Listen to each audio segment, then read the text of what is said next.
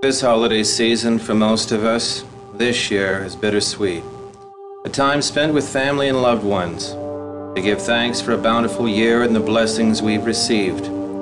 It is bitter as well as we think of those unable to join us, as loved ones serving in distant lands are no longer with us. On November 22, 1963, President John F. Kennedy was brutally and in a cowardly manner taken from us. 2 young children would grow up without their father, and a nation would be robbed of what might have been. Too often we think of those having died a violent and unnecessary death. We focus on how they died, as opposed to how they lived. Believing that from those to whom much is given, much shall be required, President Kennedy would break new ground in civil rights at home and human rights abroad.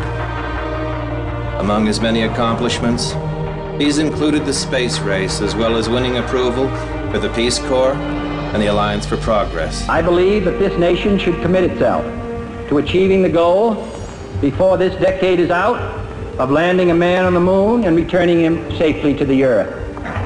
No single space project in this period will be more impressive to mankind or more important for the long-range exploration of space. On November 5th, 1963, President Kennedy issued Proclamation 3560. So much of it is as timely today as it was when it was written. President Kennedy would write, "Over 3 centuries ago, our forefathers in Virginia and in Massachusetts, far from home in a lonely wilderness, set aside a time of thanksgiving. Our first president in the first year of his administration proclaimed November 26th, 1789, as a day of public thanksgiving and prayer. And so too, in the midst of America's tragic Civil War, President Lincoln proclaimed the last Thursday of November, 1863, as a day to renew our gratitude for America's fruitful fields." President Kennedy continues, "Let us therefore proclaim our gratitude to Providence for manifold blessings. Let us be humbly thankful for inherited ideals, and let us resolve to share those blessings and those ideals with our fellow human beings throughout the world.